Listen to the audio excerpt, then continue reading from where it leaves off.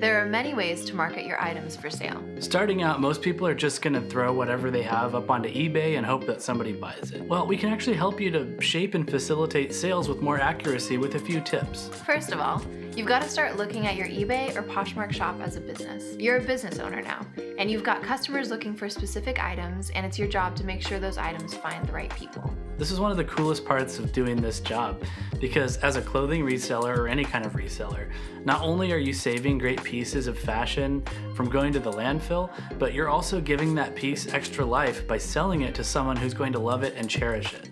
Especially if it's something that's no longer in production, rare, or vintage.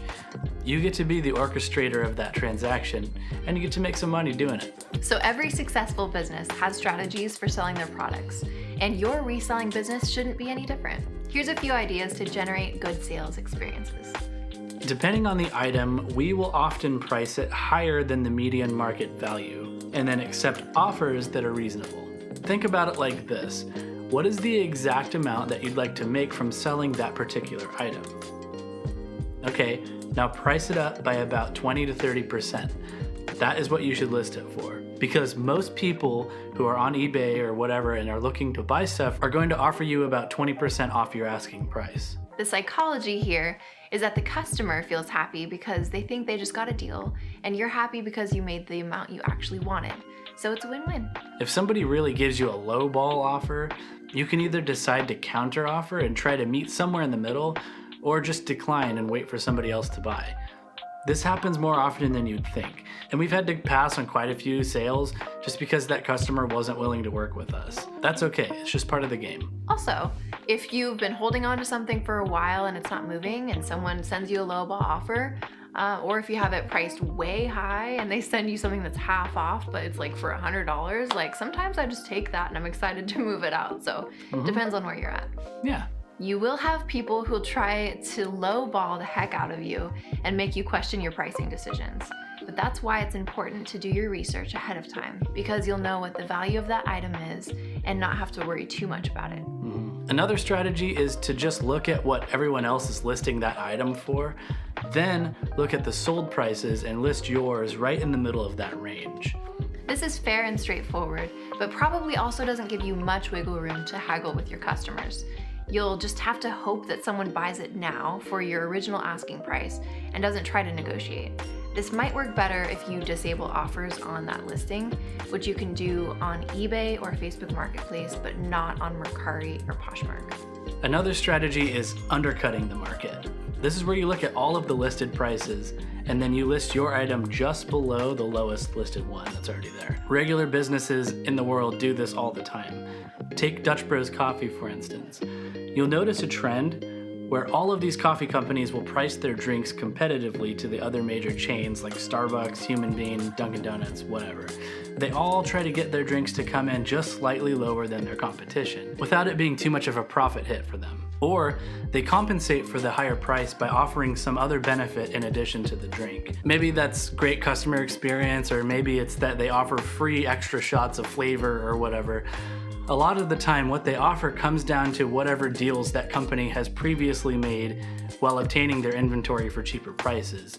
So for example, if Dutch Bros has a partnership deal with Torani flavored syrups and they get their syrup for really cheap, then they have no problem offering extra flavorings at no extra charge to their customers. So if we take that same concept and we apply it to reselling, that means you would have to have gotten your inventory at a really low price to begin with in order to be able to utilize the market undercut method effectively.